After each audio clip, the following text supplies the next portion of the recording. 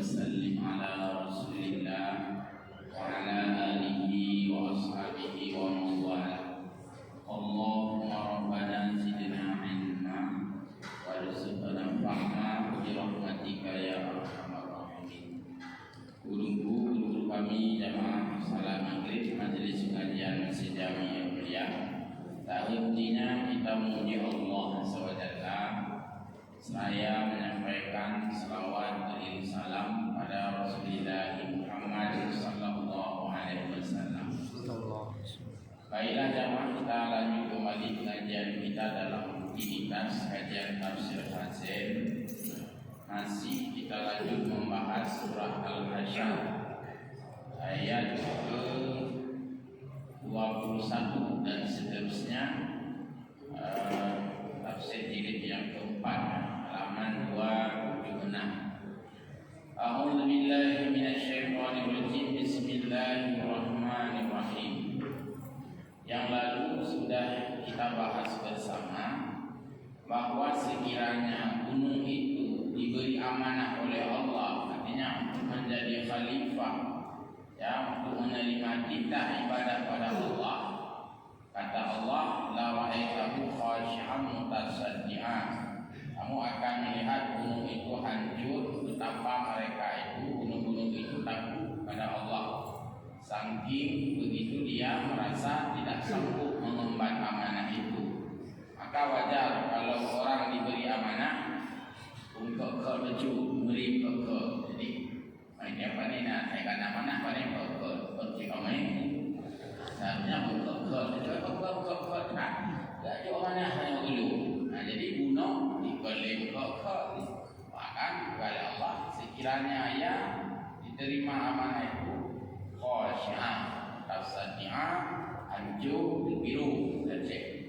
Baik, wasafahu bi usawatil qalbi bahwa ghafilun amma yatadammanul Qur'an minal mawahidi wal amsali wal wa'idi. Kenapa gunung itu bisa hancur sekiranya menerima amanah Allah? Karena gunung itu merasa khawatir, lalai terhadap apa yang terkandung di dalam Al-Quran, minal mawa'idi, nasihat-nasihat dalam Al-Quran, takutnya tidak bisa dijalankan, wal amsali, perintah-perintah, seruan-seruan di dalam Al-Quran, ya, dikhawatirkan tidak sanggup ia laksanakan, wal wa'idi, ancaman-ancaman yang Allah sampaikan di dalam Al-Quran, khawatir akan dia melanggar, khawatir akan dia tidak peduli. Wa tamyizil haqqi minal batili, karena dalam Al-Quran itu ada perbedaan, ya, kontradiktif antara yang hak, yang benar dengan yang salah, yang batil.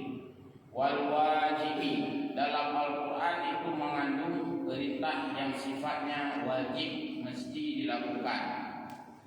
Mimma la yajibu aksana bayani wa awdaha burhanin wa man wafaqa ala hadha fahahu awjabalahul khusyu' wal khasyah.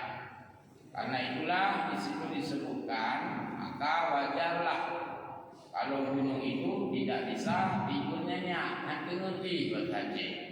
Sekiranya gunung itu seperti kita manusia, ya Allah Ta'ala menunjuk amanah beliau bukan ada gue yang benar kira-kira. Maknanya makin dia amanah atau makin mengadi. Tapi dia tidak ada.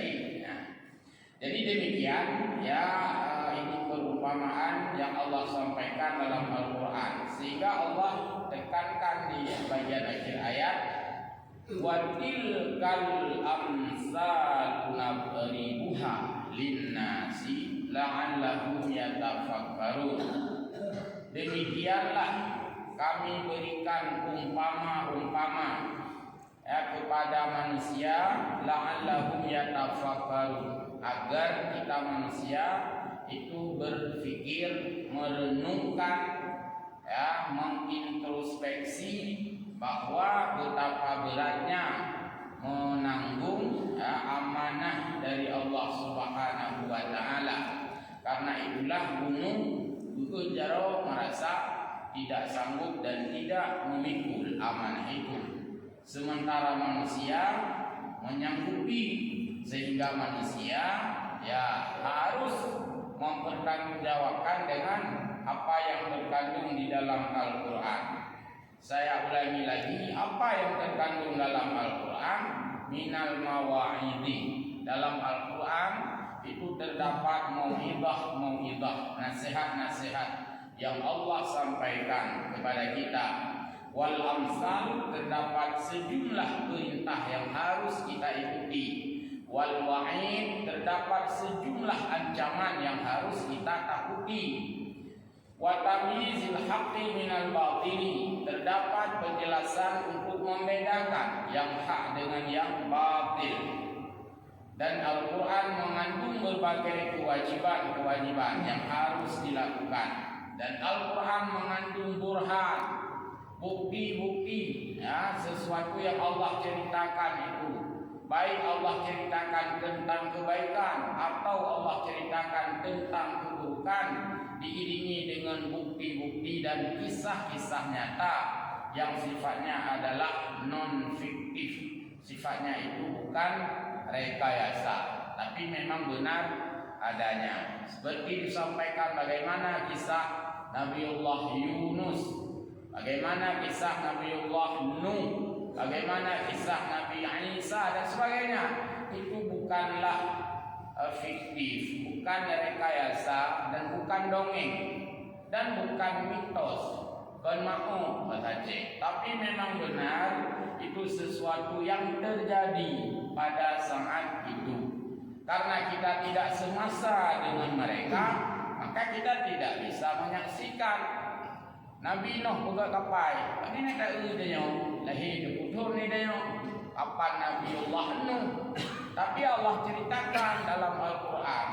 Maka Al-Quran ini bicara depan, bicara belakang. Waten dengar dalam ulum fikih mulut, yaitu min khalfihi ka'amami ru'yatun sabatan wala yura asru bauli minhu fi alani dan sebagainya.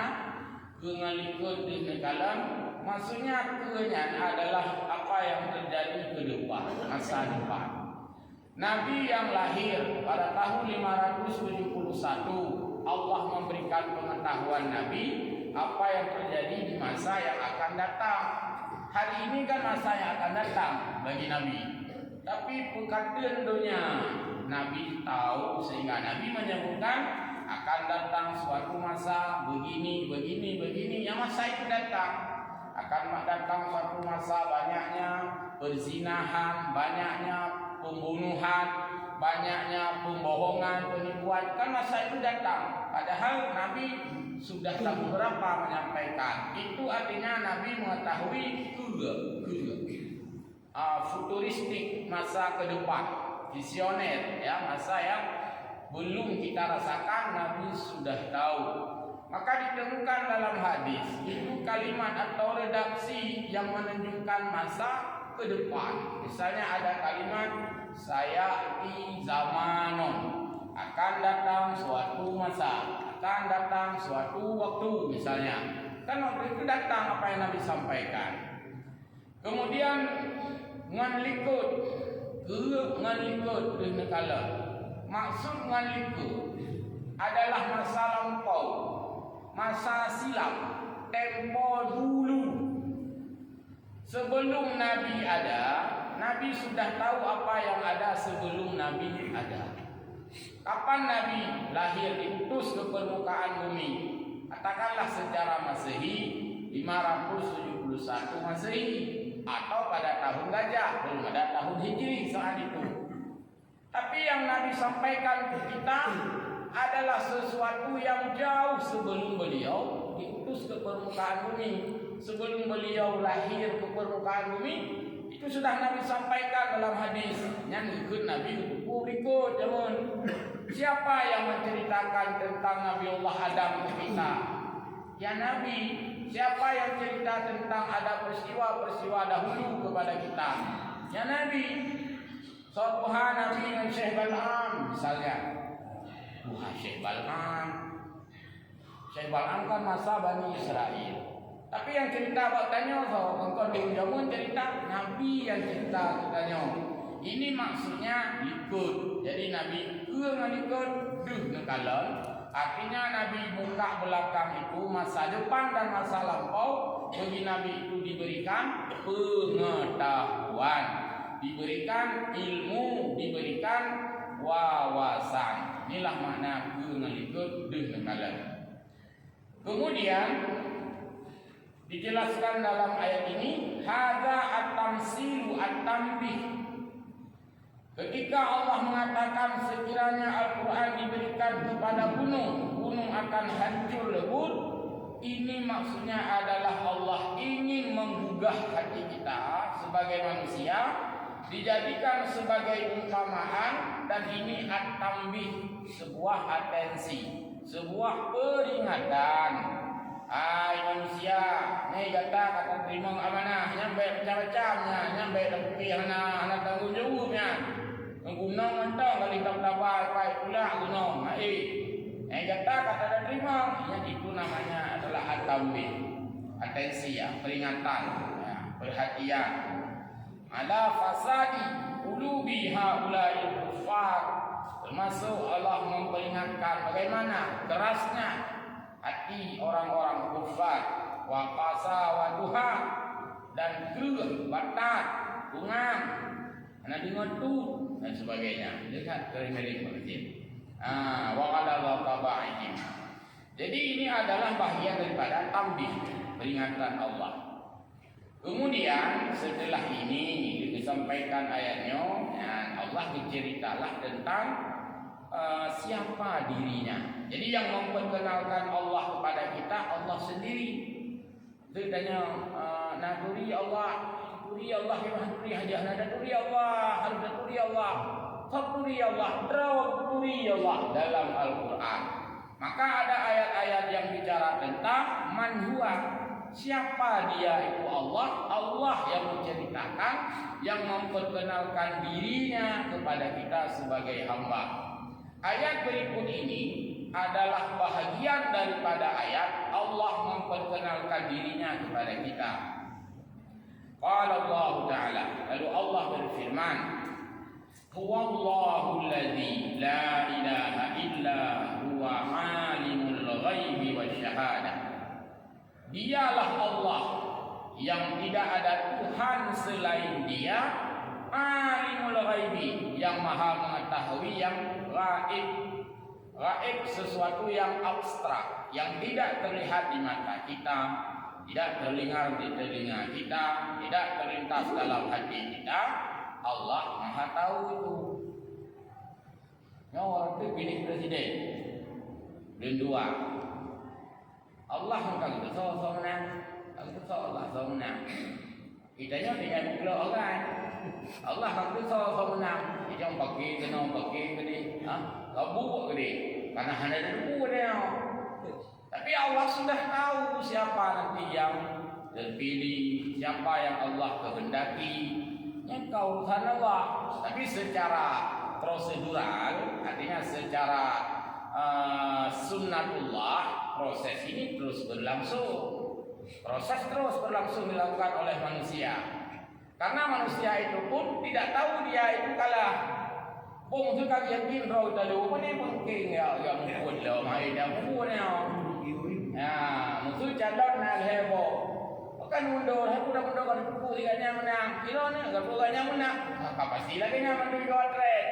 Tapi karena Allah tidak memberitahukan kita sesuatu yang belum terjadi ini, maka kita berkompetitiveness secara fairness, artinya secara baik, secara adil, ya, secara prosedural, ya semua baik-baik. Karena hanya ada usaha yang menang. Nah, oleh karena itu Allah sudah tahu siapa yang jadi presiden nanti ke depan ini. Nah, itu alimul ghaibi, kita tidak tahu. Wasyahadah, dan Allah Maha tahu yang tampak. yakni annahu ta'ala, bahwa Allah Subhanahu wa taala a'lamu bima ghaba 'anil ibad, maha mengetahui yang gaib dari hambanya. Kita belum melihat, tidak tahu. belum mendengar, tidak tahu, belum terfikirkan, tidak tahu. Allah Maha tahu. Mimma la yu'ayinuhu, apa yang kita sendiri tidak menyaksikannya. Maka nak bertanya, kau tengok kebaikan, buat. Tengok tak keadaan, tengok tak keadaan, tengok baru kita jauh, tengok kita jauh bila. Aku tengok tak keadaan, aku kibalik kun le keadaan. Keadaan kun, kau tanya orang. Jadi nak keadaannya jadi apa? Ni kau pegang keadaan pegang. Maka dulu, kau dah pegang le, tak keadaan le. Tengok tak kan? Kibalik kun le keadaan. Jadi keadaannya jadi apa? Tanya hana itu apa yang terjadi besok. Dan kita tidak tahu siapa di antara kita ini besok meninggal dunia. Betul, yang tahu tengok kuman tu. Tapi yang jelas nak meninggal, karena setiap saat itu ada orang meninggal. Allah kehendaki. Kita yang tidak tahu. Baik. Kemudian wa alima ma syahidu wa ma alimuhu. Wa qila istawa fi ilmihi ta'ala as-sirru wal alaniyah. Juga makna lain daripada alimul ghaibi wa syahadah, maksudnya adalah istawa fi ilmihi. Allah istawa di dalam ilmunya. Apa makna istawa? Menguasai. Allah berkuasa dengan ilmunya ala sirri, terhadap yang rahasia. Tanya hana buku rahasia, ba Allah hana rahasia, hana buku mendung. Wa alaniyah, apalagi yang tampak. Kita hanya tahu apa yang sudah terjadi. Yang kita rumah maksudnya. Yang belum kita tidak tahu. Wal mawjudu wal ma'dum, dan Allah Maha tahu yang sudah Allah buat, dan Allah Maha tahu juga yang ma'dum, yang belum ada di hadapan kita dan belum Allah ciptakan, itu sudah Allah tahu. Kalau ada ya sesuatu yang belum ada, itu Allah sudah tahu. Waqila, ada juga ulama tafsir yang memberikan makna alimul ghaibi wa syahadah, yaitu Allah Maha tahu tentang di dunia ini dan tentang di akhirat nanti. Allah sudah tahu siapa hambanya yang akan dimasukkan dalam surga. Allah sudah Maha tahu siapa hambanya yang akan dicelup dalam neraka. Dalam neraka kita mengajukan itu dulu. Yang mengajukan. Jadi itu Allah yang Maha tahu. Kalau diberikan makna alimul ghaibi wa syahadah dalam makna ini. Jadi dua makna. Nah yang bermakna Allah betul tentang dunia dan di akhirat. Allah betul tentang yang tersembunyi dan yang tampak. Jadi pokoknya Allah Maha tahu lah. Huwa Rahmanur Rahim. Dialah Allah Ar-Rahman yang Maha Pengasih, Ar-Rahim lagi penyayang. Apakah ada beda Ar-Rahman dan Ar-Rahim dari perspektif tauhid, dari kacamata ilmu tauhid? Kita lihat. Ismani, Ar-Rahman nama Allah, Ar-Rahim nama Allah. Sudah ada dua Ismani, artinya dua-duanya adalah nama Allah. Di mana diambil kalimat ini? Istaqaquhuma, kalimat mustaq. Nah dalam istilah nahwu ya, mustaq itu diambil dari akar kata ar-rahmah, kasih sayang. Wahuma, dan keduanya maksudnya ar-Rahman, ar-Rahim, itu dua nama Allah, bukan dua Allah. Karena dalam i'tiqad Ahlus Sunnah wal Jamaah berbilang-bilang nama, artinya banyaknya nama, bukan banyaknya yang punya nama. Yang punya nama satu, Allah Subhanahu wa taala. Nama Allah yang satu itu banyak nama, bukan banyak yang punya nama. Lunan ya Allah, Tabuhnan Allah, Dragubuh, Ar-Rahman Tabuh, Dragubuh, Ar-Rahim Tabuh, Dragubuh, Al-Malik Tabuhnan Dragubuh. Jadi yang buhnan Allah, Allah. Maknanya yang buhnan Dragubuh, kunci itu atau ne atau nanti ya buhnan berkuku. Ya buhnan berkuku, kuku nembuh si anak nanya liung. Punya buhnan balung. Kon mangai dulu drone. Nanti dah dulu laganya. Rupanya hotel raya ji po tunggu. Nanti harus kan. Ya jadi dalam pula kita bukan diri kita yang memberi nama. Sementara Allah karena lam yalid, Allah tidak beranak. Walam yulad, Allah tidak diberanakkan. Maka yang memberi nama Allah ya Allah sendiri. Karena Allah tidak bergantung dengan apapun. Jadi maknanya adalah Tur-Rahmah. Maknanya yang punya kasih sayang. Apa yang disebut dengan rahmatullah? Tanya tadi nakut mudah-mudahannya wujud rahman Allah. Berapa pun kita tetap dia tak bolehnya wujud rahman. Kalau sana banjir, kita nakut mudah-mudahan banjirnya wujud rahman. Walaupun udah kami bulu karpet, wujud rahman. Mandung wujud rahman tanya, tak mohon. Kenapa? Apa maksudnya rahman? Iradatuhu al-khair, yaitu Allah memberikan kita kebaikan. Rahmat. Yang banjir najik rahmat, rahmat. Lu lagu jemput, lu lagu dijapel, rahmatnya. Uji raya yang pilih rumah-rumah na rahmat, rahmat. Lagu teng. Yang KPDI adunya dibacara na rahmat, rahmat. Lagu seperti jadi itu rahmat dalam berbagai aspeknya. Ya. Kemudian wan ni'mah, kita berharap dengan rahmat Allah itu mendatangkan nikmat. Jadi nikmat ya Allah. Kadang kita tidak butuh ini, orang lain membutuhkan itu, yang mandung rahmat Allah. Sengkung rahmat, lagu lagu polkas, lagu nasi. Mama yang musim dingin saja. Tahan juga beri nasi, tambah nampak pakai nasi. Nya rahmat. Partai bunaku sebaliknya lagu ya lebih dekat lagu jadi mur. Itu hana lebih nah lagu jadi mur ya. Nah, sakit ruang dikerul. Nah hikmah lagu kaso usurung dikalumi. Ana biar lagu kaso le. Ana deh kaso ron. Ana rawakat ruang pilih lagi kaso. Maka na tuliung ruangnya berarti lagu kaso. Sebab TKI ni nak tulis dulu agak kecil. Agutlah masuk. Mungkinlah naik mah, nah agut minyak murut dan sebagainya. Jadi itu maksudnya adalah mendatangkan kebaikan. Rahmat Allahnya mendatangkan kebaikan. Wal ihsanu ila khalqihi, dan Allah memberikan kebaikan kepada kita sebagai makhluknya. Maka kita pun disuruh berbuat ihsan pada orang lain. In ahsantum ahsantu li anfusikum wa in asatum falaha. Ihsan itu orangnya disebut muhsin, jamaknya muhsinin. Ihsan adalah nilai yang sangat tinggi.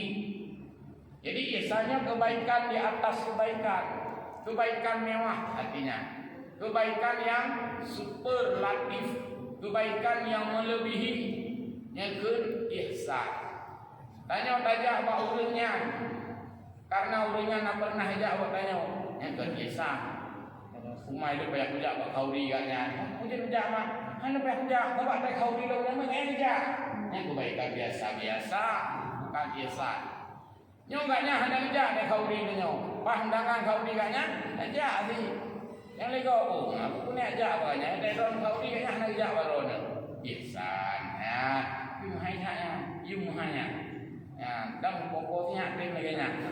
Yang le putra tu tiga ajak baru, wabah tu ajak bagi. Nya ada rumus ni. Jadi ihsan berbuat kebaikan di atas rata-rata. Tak tolong katnya karena pernah tolong danyo. Biasa ya. Pakai dong tolongannya, dibang tolongannya merujuk ada putih lu, ada menteng paneng lu, ada kreh lu, ada feh lu, taknya bantu. Apa yang bantuannya ini? Yang balas kebaikan. Terhadap ulung yang ilahnya tanya, ada kebaikan nah barang, popo-posinya, walaupun tentu tak gini, maka berarti kita masih biasa-biasa saja, belum mendapatkan sesuatu yang mewah. Jadi tanya kebaikan mewah ada di rumah. Kebaikan rata-rata yang kebaikan rata-rata. Baik. Di dunia yang umul mukmin yang berkaitan dengan Ar-Rahman, yaitu Allah Subhanahu wa taala sayang urang di dunianya, yaitu yang umum, secara general sayang mendung di Allah.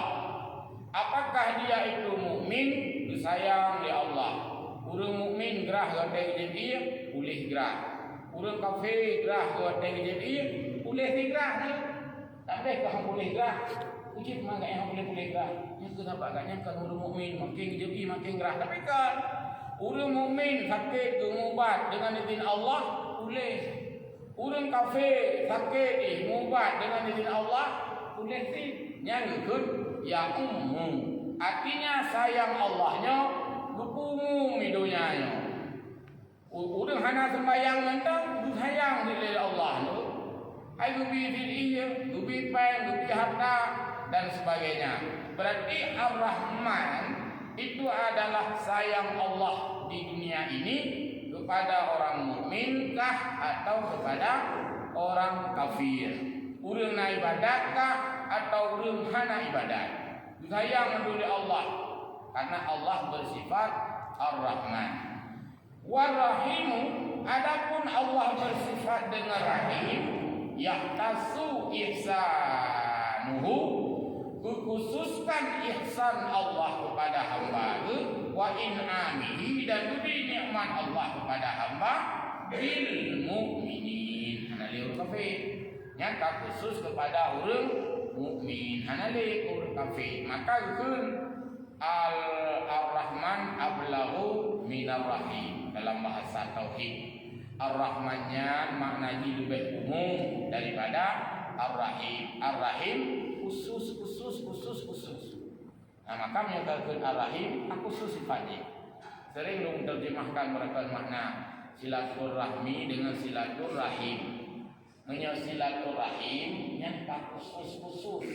Silaturahmi umum, siapapun dia, apakah famili kita ataukah bukan famili kita, yang umum ke silaturahmi. Pura raya kamu saho madung tu nyekeun silaturahmi. Pura raya kamu saho rumah ni kayu maju kenan, kayu ni kayu miwa, kayu mayu dan sebagainya. Nyekeun khusus rahim, maka itu silaturahim. Jadi lebih khusus silaturahim, yang lebih umum silaturahmi. Kan berarti kan lugahnya, Pak tulis silaturahmi, silaturahim. Baik itu tulis silaturahmi, ijak orang yang salah tulis. Cik betul tak sepanduknya? Silaturahim tulis. Ijak orang kau, kau balik sepanduk kan? Yang pada tulis silaturahmi kan balik silaturahim. Kita nak tahu, kan tahu dalam sepanduk. Dari peristiwa itu maka menghadirkan ulama tafsir yang ahli bahasa pelajari itu berbeda rahmi dengan rahim. Lalu muraraya halal bihalal, mari kita rajut silaturahim. Lalu halal bihalal, mari kita rajut silaturahmi. Maka beda benar itu pelajari itu. Yang pastinya sesuatu yang beda kalimat. Yang menang dipelajari, oh menang makna. Saya tanya, bunge memberikan beda makna. Gunung kepala beda sih. Ijaz beda lah. Lige beda lah maknanya. Nah silam tinggi, BO tinggi le. Ya beda-beda. Pasti nak beda ya. Sebab nampak istilah bahasa Arab beda lafaz, beda makna. Ya. Baik. Nah tempo ya. Berikutnya Allah memperkenalkan dirinya kepada kita dalam namanya yang lain, yaitu Wallahul ladzi la ilaha illa huwal malik ay al-mutasarrifu bil amri wan nahi. Allah Subhanahu wa taala yaitu yang memiliki peraturan dengan perintah. Ada pun perintah nyan perintah Allah. Wate tak puji larangan yang larangan Allah. Man kan dilarang oleh Nabi. Yang dilarang oleh Nabi tak dilarang oleh Allah sih. Man kan atagiyu oleh Nabi, atagiyu oleh Nabi, atagiyu oleh Allah sih. Apa yang dilarang oleh Nabi juga yang dilarang oleh Allah, karena selalu sinkron. Apa yang disuruh oleh Nabi itu pun apa yang disuruh oleh Allah. Cuma dalam penjelasannya untuk bermakna bahwa huwal mulk wal malik, Allahnya sebagai yang punya otoritas, yang punya wewenang terhadap perintah dan terhadap larangan. Oleh karena itu mutlak wewenang Allah. Apa yang dilarang oleh Allah kita tidak boleh mengatakan boleh. Apa yang diperintah oleh Allah kita tidak boleh melarangnya. Maka kita dilarang ulum, jadi memang boleh. Allah Taala nak dilarang, yang Allah Taala nak dilarang, kita kan dia tak larangnya. Jadi dilarang. Walaupun nanti dilihat dari segi makna-maknanya. Jadi jangan dilarang secara qat'i. Kalau larangan itu tidak tegas dalam Al-Qur'an, itu kita tidak usah cari-cari muka dengan hukum. Nah, jadi bukan kita yang melarangnya. Allah saja tidak melarang, masa kita berani-beraninya melarang? Allah saja tidak memberikan makna itu haram, tidak bermaksud itu haram. Kenapa kita menerjemahkan dengan haram? Nah, lalu BBU kahadu. Padahal kalau mentenya makna jihadun, bisa maknanya kadang-kadang menggunakan dengan kausalitas. Kenapa itu haram? Bukankah pada saat Sayyidina Umar itu tidak menghukum orang yang mengambil makanan orang lain karena lapar? Karena kohera adanya menghukum cuma-cuma bukan haram. Tapi kan tidak semuanya ditempatkan keadaan itu. Jual beli wajib hanya jual beli guna ijab kabul. Salah satu rukun jual beli ada ijab, ada kabul. Urung belau dengar yang peng geron 20 juta 5 kilo kan terima peng kan terima 5 ijab kabul. Mau urung belau kok tiba. Bukan kok ni. Kalau belau kok ron tiba dengan peng betul rupiah. Kalau terima peng ron betul rupiah lalu kok geron. Betul jangan belau kok. Abi betul ijab kabul. Nah, nanti ada barang-barang hakir, barang-barang remeh yang mana payah hijab kabul karena maklum hukumnya. Maklum artinya itu sudah maklum menurut hukum adat. Karena itu kaidah al-adatu minal bukan adat itu bahagian daripada hukum. Yang kena hukum adat. Secara adat kalau ada kios tidak ada orang duduk, kios kedai klep, gampung mana kedai klep tu. Nah, kedai klep muka rukuk lamplu, duduk rukuk lamplu. Kemudian yang punya kedai itu, ya umat sah sembahyang. Kedai ina najuhina. Rukuk pinah nak itu kedai. Nah urun hawa rukuk kamu hihi, peng lelke. Kerja ilatnya rukuk dua ju peng hina, cok rukuk. Keh kaya tu hina. Bicet dia peng jak orang. Iwa rukuk kedai. Kok nampak pasti peng? Oh ni pasti nak rukuk. Mana jak kabul buno? Nya harap yang bawa mandi. Umuman, so yang nak cor kau buno nu balik ile. Dah jak kabul, bela dunia kau ya. Apa ya? Karena itu hukum maklum kepada adat. Maka sun al adat minal muhakkamah. Adatnya wajib kepada landasan hukum sih. Awaknya kira bahagian-bahagian yang berlaku secara umum. Ya. Tapi belum hanya dengannya. Bina ajak barak muka bila nak bodoh peng nak jauh muka. Itu bukan barang hakir, bukan barang remeh. Tapi itu barang sakil, barang berharga. Jut, man ehna kira berharga menurut hukum adat. Ya. Habis betul. Ambil lewat betul. Sedikit lagi, jadi berikutnya Allah memperkenalkan dirinya kepada kita hamba Al-Quddus, yaitu Al-Malik Al-Quddus, Al-Malikul Quddus. Nanti disambung bacaan. Apa maksud Allah sebagai Al-Quddus? Bahkan salah satu namanya adalah Al-Quddus. Al-Quddus Jalla Jalalu, ay al-tahiru an kulli aybil manzahi, yaitu Allah Maha Suci, Al-Tahir, dari apa saja yang menjadikan Allah itu aib. Hana aib Allah, hana kekurangan Allah, hana cupa bahasa, hana cupa. Jadi tidak ada sedikit pun pada Allah itu aib. Mamnya Pak katanya, mantap tubuh aib, mantap tubuh tu. Untung saja Allah menutupi aib kita. Maka boleh doa, yaitu wastur uyubana. Yang berdoa adalah ini, Allahumma syra bi salatina antuna wastur uyubana. Ya Allah nutup aib dong, baik nu berhak, baik nu berhing, malaya tu. Ya, tutup aib, maka tutup aibnya buat yang paling god. Tutup aib kau kan tutup, kita tanya kalau jauh ya tutup. Maka kan nak jajak belum, yang kita tutup di rumah. Bulan aib tutup di rumah. Kalau belum tahu, artinya tidak mengumbar. Hana tahambo sadah kau, hana tasipru, hana daliru, hana tatintu kau. Nah, lalu panen lalu kawan tintu kau. Nah, itu tidak boleh. Secara akhlak tidak boleh. Jadi ditutupi kekurangan hamba itu, kita tutupi karena Allah Maha tahu aib kita. Tapi betul, yang kan betul Allah. Kalau nunggang kau itu, anda kecil mulu, yang aku just mulu ini, untuk kuai tanjai ini lu. Iron pimunan, lu halu itu iron. Karena untuk kuai iron, aku dah pegah itu rumah itu. Pimunan tu, pun pegah, aku pegah itu rumah itu. Jadi sama-sama gitu. Maka karena sama-sama gitu. Iron hormat lu, hati hormat Iron itu Iron mungkin. Bukan hormat lu, kalau itu sempurna tanya. Nanti Iron cuma Iron itu apa? Ada soal kan hari itu baik, ini itu baik, ngaki mana saya? Saya kira itu pun tanya baik kan, ngaki mana saya?